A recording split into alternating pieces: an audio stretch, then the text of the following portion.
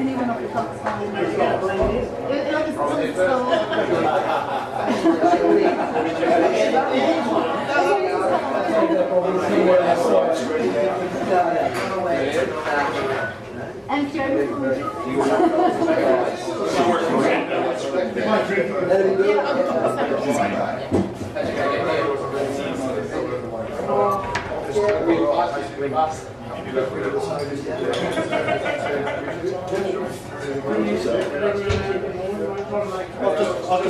okay, just come make it nice.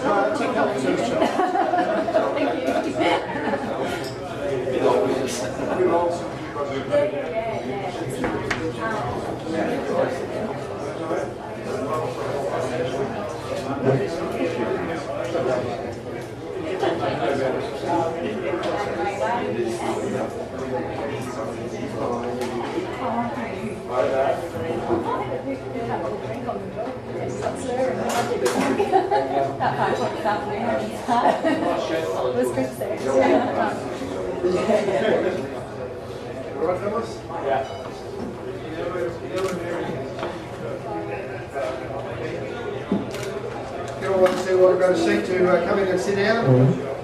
There's a couple of spare seats inside here. By all means, come in and sit down. Got a seat? Thank you. Got a seat?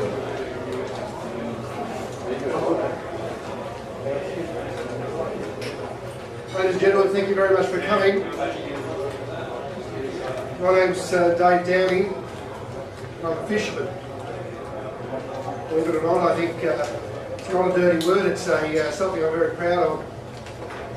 Over the last few years, we've taken a bit of a tumbling.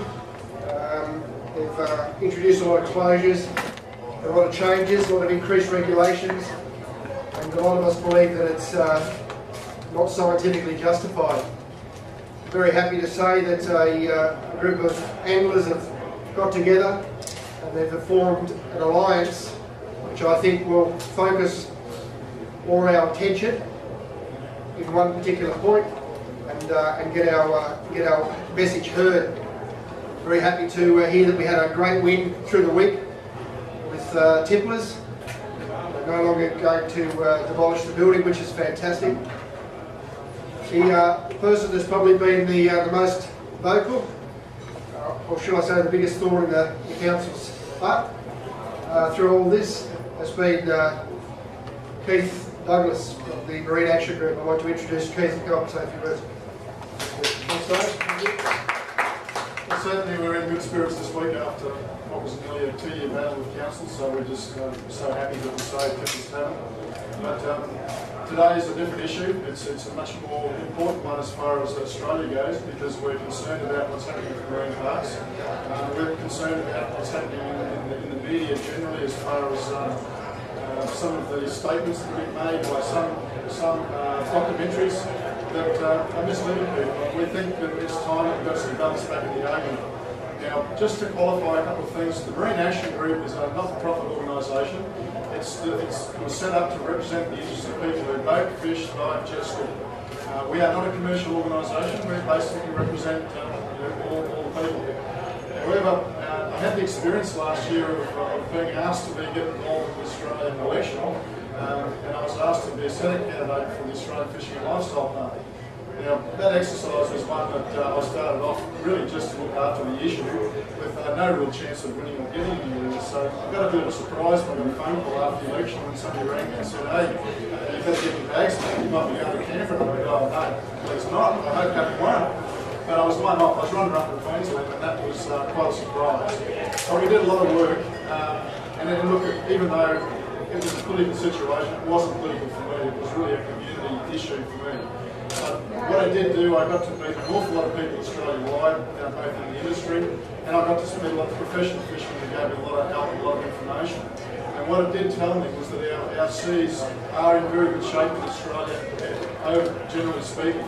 I know Ben will talk about some of the threats which we're concerned about, which are more in the environmental area, and that's where we think that the marine park debate is not really looking at the whole picture. And that's what the part of the balance we want to get back and look at the threats environmentally.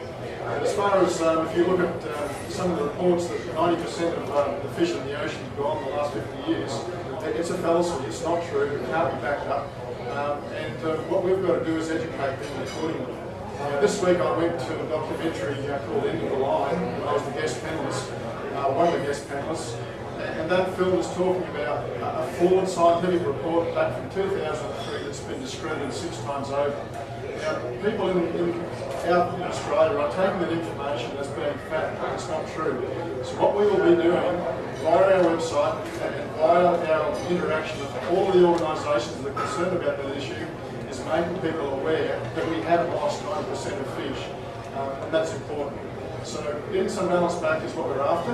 We are not out to overtake the work of many professional organisations and industry bodies that do a lot of hard work. We're not doing that at all. We are simply going to be a communication point for them.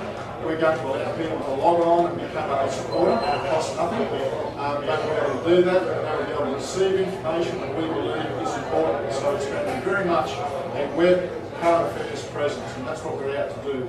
So without boring you too much about that, marineactiongroup.com is the website where you can register. So I hope you all jump on tonight and become a supporter, and then we'll keep you informed with regular newsletters and let you know what's happening right around the countryside.